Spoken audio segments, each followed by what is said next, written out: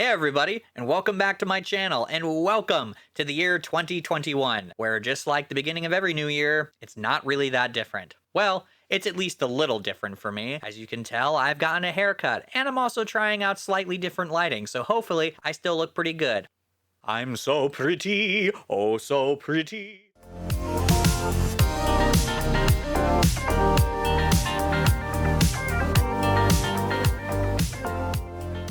I didn't really make any New Year's resolutions, but I did get to at least experience one new thing thus far this year, and that was watching a movie recently that I've been wanting to watch for quite some time, and that was the Detective Pikachu movie, which, not only being a relatively good and, for once, entertaining video game adaptation of a movie, it also fulfilled a childhood dream of seeing realistically rendered Pokemon interacting with humans as if they could exist in our own world. And I haven't been able to play a Pokemon game since I was a kid and I first played Sapphire and Ruby when they first came out until the relatively recent release of Pokemon Sword, which I have played an embarrassing amount of hours that I almost don't feel like sharing. Both the game and the movie did an excellent job of providing, at the very least, a sense of scale of what these pocket monsters would look like if they actually lived in the world with us. It led me to some interesting questions, things that I haven't thought about since I was a kid. How Pokemon of the Pokemon world seem to be the only animals of their world. Our world is filled with thousands upon thousands of different species. It made me think, if the Pokemon represent all the animals of their world, what if we applied some of the real biology and ecology that exists in our world to the Pokemon world? In other words, comparing animals in the Pokemon world to their real world counterparts and seeing what they're like. So with that in mind, I'm Keenan H. Crotty, aka Keenman, and we're going to be looking at the insane biology of Pokemon compared to the real world. Before I dive into my Poke thoughts, let me better explain what it is I'm doing in this video. Pokemon in the Pokemon world seem to represent the animal or fauna of their world. Whatever animals exist in our world, such as dogs, cats, lions, tigers, and bears, oh my, it seems that the only animals that exist within the Pokemon world are the Pokemon themselves. Many of the Pokemon are analogous to real-world creatures in our world. While many Pokemon are based off of yokai or Japanese spirits, many of them still share similarities or are direct representations, essentially, of real-world animals, but within their world. And so, keeping that in mind, there are some interesting parallels we can compare. There are aspects of the creatures of our world that we can assume that if the Pokemon world works relatively similar to our world, we can try and compare the two. Now, I do want to give a quick caveat of the fact that everything I'm doing in this video is very amateurish. I am not a biologist, I am not a zoologist, I am not an ecologist, and I'm not a mathematician. I appreciate all those things, and I've always had a fascination with biology and zoology, and I'm a nerd. I also like statistics. I think comparing the stats, if you will, of different things and looking at all these numbers and comparing them to other things is a very fascinating thing. So if you're not into that type of thing, this might not be the Poke video for you. Biological data collecting is inherent in the appeal of Pokemon itself. After all, Pokemon is essentially, you are a child amateur zoologist going around for a professional trying to collect data for the Pokédex. And that's what inspired me to look at real-world animal statistics and compare them to their Pokemon counterparts and see how different or how interesting those kind of things would be. Keeping the fact that I am not a professional in mind, please forgive me if some of my numbers and stats are wrong, but I did double check them quite a few times. I do think they are relatively accurate. As far as the information that I got, what is very strange is I found that in the process of making this video, you can find a lot of very specific information upon the internet. The internet really does have access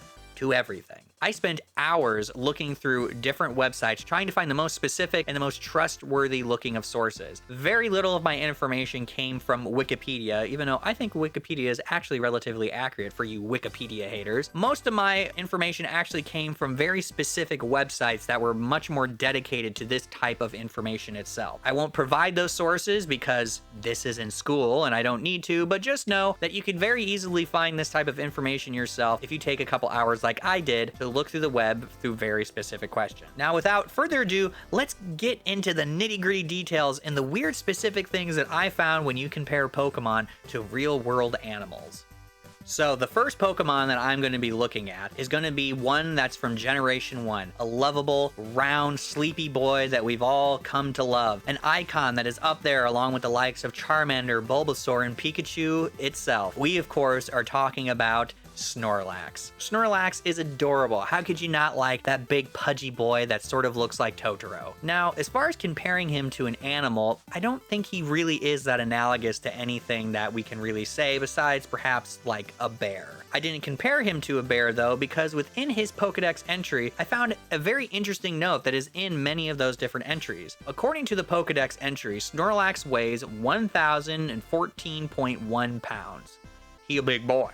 It also says in several of the Pokedex entries that he eats 880 pounds per day, and that's what makes him so sleepy, is from eating all of that food. So while bears do probably eat a lot, I was trying to just think of the fact that Snorlax is such this large creature, and plus he's quite tall. So I compared him to the African elephant, which is the largest land mammal that is in existence, and just the largest land creature in existence at this current time. Now, to put in perspective how much food Snorlax eats, he eats 87% of his total body weight in food a day. Now, let's compare Snorlax and its eating habits to the eating habits of the African elephant. It can weigh as much as 13,000 pounds on average. And how much food would it eat? An African elephant can eat nearly 600 pounds of food a day. Now, obviously, 600 pounds is a lot less than 880 pounds. Not only that, it's a lot less of the elephant's total body weight. An African elephant only eats a mere 21.67% of its total body weight in food a day. So that means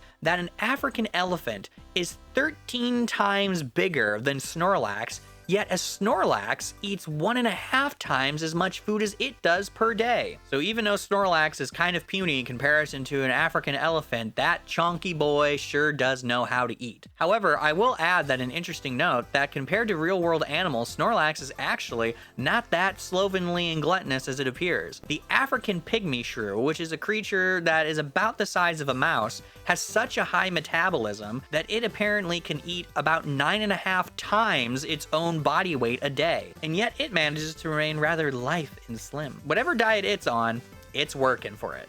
The next Pokemon that I'd like to compare is one that is also from Generation 1, though I'm going to be including some other Pokemon from that generation as well. And that would be the Feline Pokemon that Giovanni, the leader of the Team Rocket team, uses as his feline companion, Persian. Now, I'm looking at Persian as a comparison to domestic cats. There don't seem to be any other creatures that essentially fit that mold. Every other type of feline Pokemon is clearly more analogous to wild cats. And while there are Pokemon that are similar to domestic dogs, they are not of sizes or characteristics that aren't too far out of the realm of what typical domestic dogs are. Persians, on the other hand, are rather interesting. When you look at it, you just assume that it's maybe a relatively large cat, but nothing particularly strange. But Persian is freaking huge. This thing is basically a bobcat that you're keeping in a house. According to the Pokedex, a Persian is 1 meter tall and 33 kilograms. Generally speaking, when you measure an animal such as a cat, when you're saying its height, you're measuring at its shoulder. So at 3 meters tall, it might actually be more like 3.5 meters tall when you're counting its head being raised up. That cat is basically the size of a small child. Now, if you want a comparison about how big a Persian truly is, if you look up one of the largest domestic breeds of cats available, that would be the Savannah Cat, which is a domestic cat that has been crossbred with a serval, which is a type of wild African cat. A large Savannah Cat, one that has a lot more serval in it than it does domestic cat, can be as tall as 0.43 meters and only weighs 11 kilograms. That means that a Persian is more than twice as tall as a Savannah Cat, and it weighs 2.9 times as much as a Savannah Cat as well. That's a big old kitty. Try and imagine having that thing crawl up on your lap. Now, any of you that are cat owners are also going to be aware of the fact that they are rather finicky eaters, and sometimes you're going to have to shell out a few extra bucks in order to make your feline's appetite be satisfied. And which got me thinking, what would it cost to feed a Savannah Cat, especially since it's such a large feline? I found out that in order to feed your Savannah Cat, you would be spending approximately $1,671.70 a year to feed your feline. Yes, $1,600 to feed your big old kitty. Let's assume that a Persian cat eats proportionally as much food as a Savannah cat, and that the food that you're feeding it costs the same in the Pokemon world. So being that it is 2.9 times heavier, let's just take that amount of money and times it by that amount. So with that, in order to feed your Persian cat like the king that it acts like it is, you would be spending a whopping $4,881.40 to feed it. There are also two other domestic house cat type Pokemon that I think are also worth noting very briefly. One is Delcatty, which is a more prim and proper Pokemon, but despite its rather thin looking appearance, only weighs a tiny bit less than Persian, so therefore you would be still spending about $4,800 a year to feed that kitty. The other one is Ugly, which is supposed to be more representative of the short-faced Persian type cats. Now, while it is about the same height as both Delcatty and Persian, it weighs significantly more, weighing at over 43 kilograms. That makes it 3.88 times heavier than a Savannah cat. That means in order to feed this chonky boy a similar diet, you are going to have to be shelling out $6,486.20 a year to keep that ugly. Continuing forth, the next Pokemon that I want to look at are actually two, but they're very similar in connection, and plus both of them are needed in order to fulfill the kind of real-world animal comparisons that I'm doing in this video. Those two Pokemon being Miltank and Tauros. Both of those Pokemon are essentially the cattle of our world, one fulfilling the dairy cattle, and one fulfilling more of the wild bull, but also pretty much analogous to beef cattle in our world. For this comparison, I'm also getting at a slightly darker implication of the fact that obviously people within the Pokemon world need to eat. It's a little unclear. The anime sometimes seems to depict that there are animals that are outside of Pokemon that exist within the world, but the games seem to be much more clear in the fact that Pokemon are the only animals and that they do in fact eat them. In the very first game, Team Rocket is hatching out a plan where they're stealing Slowpokes in order to cut off their tails and sell them on the black market, and Slowpoke tails are still edible items even to this day. So very clearly, the people of the Pokemon world do eat Pokemon. There is a milk drink called Moo Moo Milk that comes clearly from Miltanks within the Pokemon world and is available even in Pokemon Sword. In addition to this, you can cook food in Pokemon Sword and Shield, and you can get hamburger meat,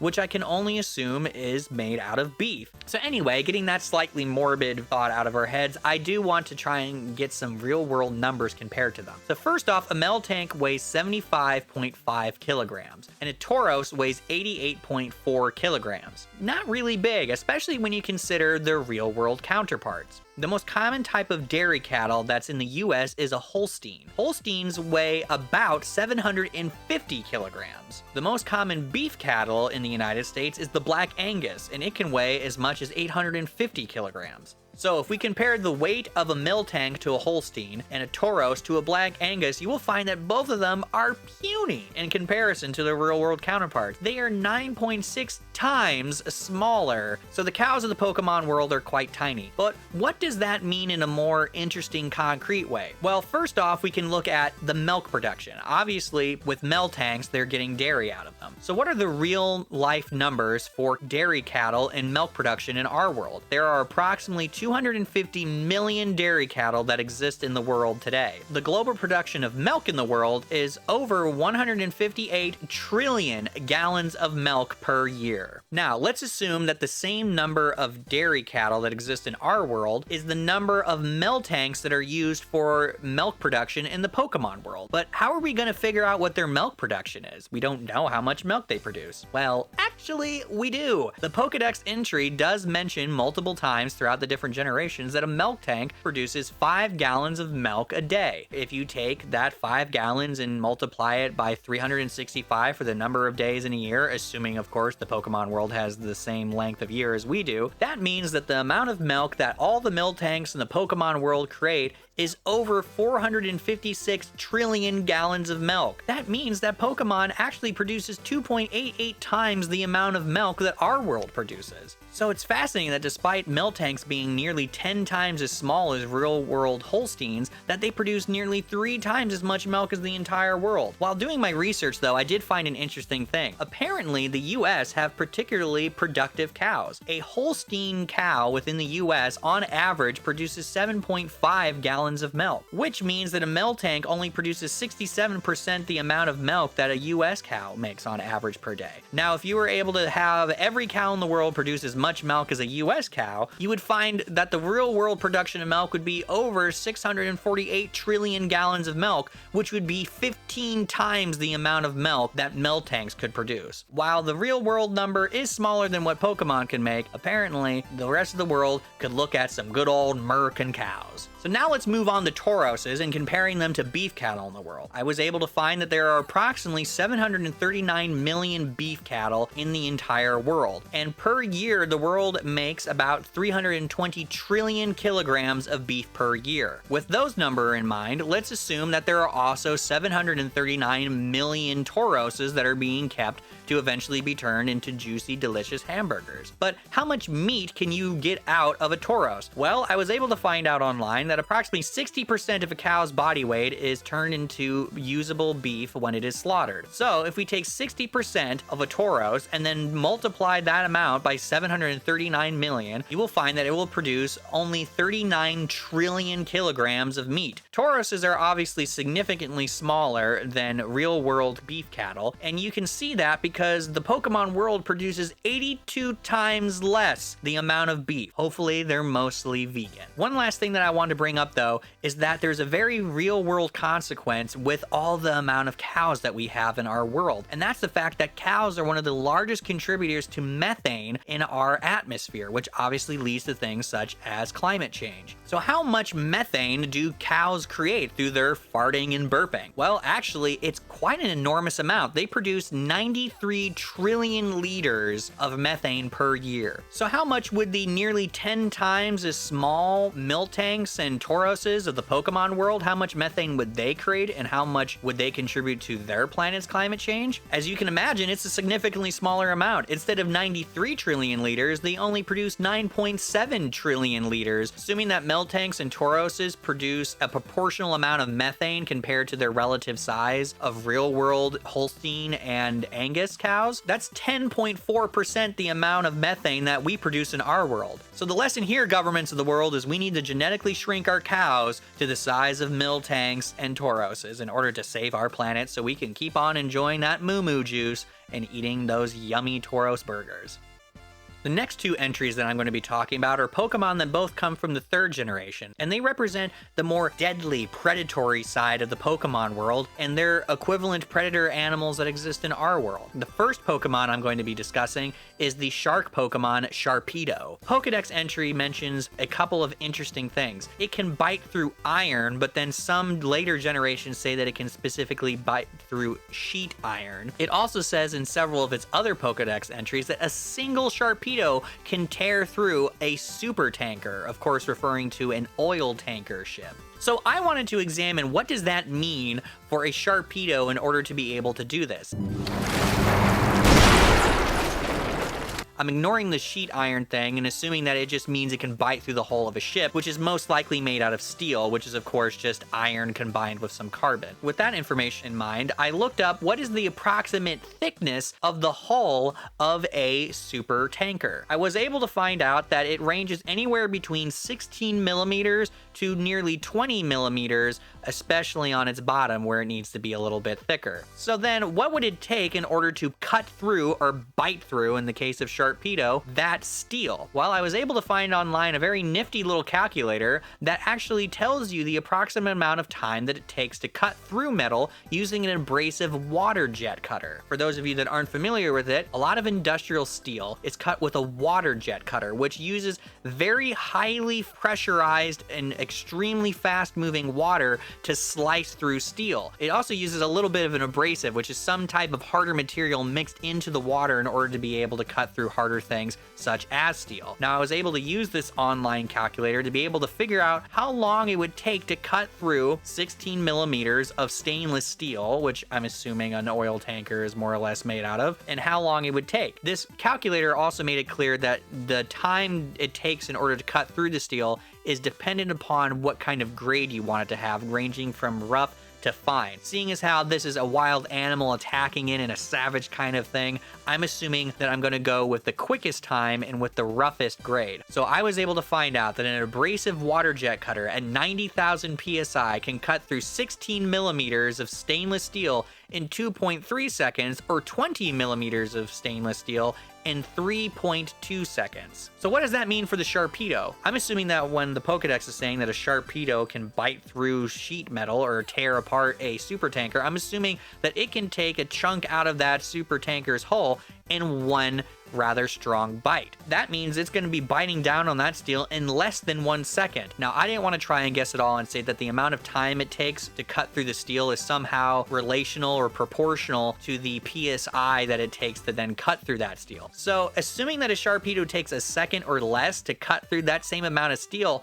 I'm just going to go out and say that it's going to take well over 100,000 PSI in order to cut through that steel in that amount of time. Now, keep in mind that these water jet cutters are shooting water not only at 90,000 PSI, they're shooting that water at a speed of Mach 3. That means that water is going 3 times the speed of sound with little metal particulates and whatnot mixed into it in order to be able to cut through that steel in that quick amount of time. And yet Sharpedo would be able to do this much faster with just its own bare teeth. So its bite force is incredible. For further comparison, the great white shark only has an estimated bite force of 4,000 psi. The other predatory Pokemon from Generation 3 that I want to talk about is Seviper. Seviper is a large poison type snake Pokemon with both large fangs and that scary blade on its tail. Now, unfortunately, there isn't specific information in the Pokedex entry about how poisonous it is. It just mentions that it is poisonous both within its fangs and also within that blade. Based off of its name including the word viper, I went on the assumption that a Seviper is not only a poisonous snake, but is more analogous to vipers specifically in our real world. So I went ahead and looked up what the most venomous viper in the world is, and that is the Sawtooth Viper that lives in Southeast Asia. It is a snake that is 60 centimeters long and has a venom sacs within it that contain 35 milligrams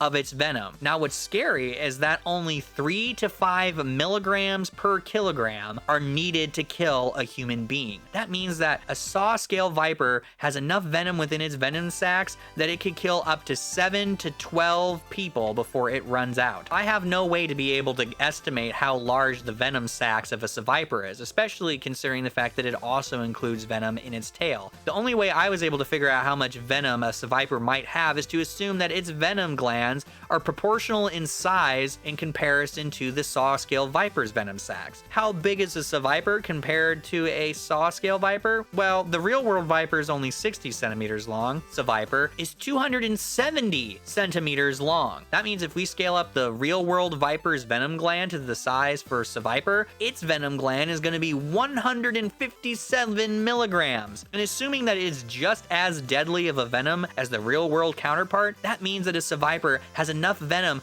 to kill anywhere between 31 to 52 people before all of its venom is out. The next Pokemon that I'm going to be nitpicking with real-world science is the ant Pokemon Durant. Durant is what I assume to be the Pokemon world's equivalent of ants, because, well, it's an ant. But the biggest noticeable difference is that Durant is a steel-type Pokemon and therefore looks like it's coated in a heavy sheet of armor. Now, it being covered in metal would probably make it weigh quite a bit more than an ant, but maybe not that much, and maybe it's more like aluminum. The problem is that Durants are nowhere near the size of a real-world ant. Now, a real-world ant can weigh as little as 1 milligram, but I decided to go with the more heavy estimate of 5 milligrams. So how big is the Durant compared to a real world ant? For one, it's 0.3 meters tall, or for us Americans, it's a foot tall. And it also weighs 33 kilograms, or over 70 pounds. That means that a Durant weighs over 6.6 million times as much as a real world ant. 6 million times more! That is a huge difference. And also think about how many ants there are in the world, and imagine these terrifying metal ants everywhere. So these things are massive, and imagine that coming into your house after you leave some food on the ground. Do you want ants? because that's how you get ants. I remember reading at one point that not only are there far more ants in the world than there are people, but that their total biomass, or that their total weight combined, was for a very long time more than all the humans on Earth combined. But now imagine if these things weigh 33 kilograms. So how much would all the Durants of the Pokemon world weigh, assuming that there are as many Durants as there are real world ants? Well, in our world, it is estimated there are as many as 1 quadrillion ants in our world. That means that the total biomass of all Durants in the Pokemon world is 33 quintillion tons. The highest biomass of all the ants on Earth I was able to find was 100 million tons. That means that all the Durants of our world weigh 330 billion times more than all the ants in our real world. All these numbers are so huge that it's kind of almost hard to even comprehend what those numbers mean. But here's another number that I can give you. I was able to look up the estimated mass of the Earth itself, which is 5.972 to the 24th power kilograms. Paired to the weight of all the Durants, it comes out to being about that Durants weigh 1/200th the weight of the entire Earth. Now, 1/200th doesn't sound like a lot, but think about this. The entire Earth, this whole blue marble that's floating around in space that we all live upon, that includes massive creatures such as blue whales and elephants on all the oceans and the mountains and all the skyscrapers and buildings and all that other stuff that we have on it. These metallic ants all gathered together equal 1/200th of that whole thing. If you split it up into 200 parts, one of those parts are just Durants. For the final Pokemon that I wanted to compare to its real-world counterpart, we're going to the Combee. Combees are, of course, supposed to be the Pokemon equivalent of honeybees. And of course, with honeybees, we are going to be talking about honey. Oh, honey, honey, For this real-world comparison, I want to look at honey production. Looking at the Pokedex entry for Combees, it gives us two interesting bits of information that I'm going to be using to then extrapolate upon. It says that a Combee weighs 5.5 kilograms, and it also says that 100 of them gather to form a hive. So how does that compare to real honeybees? So if you take out the one queen in every hive and the few hundred drones or male bees that are there just to impregnate the queen, that means that the actual bees that produce honey would equal about 27,300. How much does a honeybee weigh? Well, it only weighs 0.0001134 kilograms. That means that a Combee weighs 41,045 times as much as a honeybee. Back to real-world bees, how much honey does a hive typically produce? Turns out that a hive of that size can produce about 60 pounds of honey per year. Now, let's assume that each one of those 29,700 honeybees contribute an equal amount of honey throughout the year to make that 60 pounds of honey. That means that a single honeybee produces 0.00202 pounds of honey per year. So while a real-world honeybee doesn't provide that much honey overall, the fact that there's 29,000 of them ends up creating a fairly decent amount. What do we get once we scale it up to the size of a Combee? Combees only have 100 per nest, so they don't nearly have the same numbers in order to build honey upon. But they more than make up for the fact that they're 41,000 times the size of a bee. So assuming that we can make a proportional relationship between the weight of a honeybee with the amount of honey that they can make, and we scale that up to the size of a Combee, then we would simply take that amount of honey that a honeybee can make and then multiply it by the size difference, which would then mean that a Combee can produce about 82.9 pounds of honey per year. That's right, one single Combee produces more honey than the entire hive can produce in a year, all 29,000 of them. So then taking that amount of honey that a single Combee can make and then multiplying it by 100, since that's the size that the Pokedex says their hives are, that means that a single Combee hive can produce over 8,200 pounds of honey per year. That's 8 Snorlaxes worth of honey. And that's a single hive. So that made me then want to think about what would the global number of honey be. In the real world, there is an estimated 2 trillion domestically raised honeybees, and that those 2 trillion honeybees produce approximately 4 billion pounds of honey a year. Let's assume that there are 2 trillion domestic combees that are kept in the Pokemon world to produce honey for the citizens of that world. That means with over 2 trillion combees, each one producing over 80 pounds of honey a year, that means that the Pokemon world produces 165 trillion 800 billion pounds of honey per year. That's a whole lot of sugar, baby. So there we have it. As we've learned in this video, the Pokemon world is full of amazing, fantastical creatures that definitely make for a good game, even though it's basically promoting animal abuse. Assuming that the Pokemon world functions anything like our world, we would have pygmy cows that produce significantly more milk compared to their body size. We would have giant ants that weigh a significantly large portion of the earth. We would have sharks that could tear through steel ships like they were nothing. We'd have snakes that could kill whole busloads full of people, and people's bee phobia would go insane, but at least we would never run out of sweet honey. And with that, thank you once again for joining me in this video and for deep diving into the strange minutia of all things that are pop culture. If you like my content, please feel free to like and subscribe. Any support you can give is greatly appreciated. So until next time, sit back and relax and eat as much as a Snorlax. I'm out of here. Adios. I wanna be the very best, like no one ever was. Down, down, down, down. To catch them is my quest, to train them is my cause. I will travel across the land, searching far and wide. Bow, bow, bow, bow.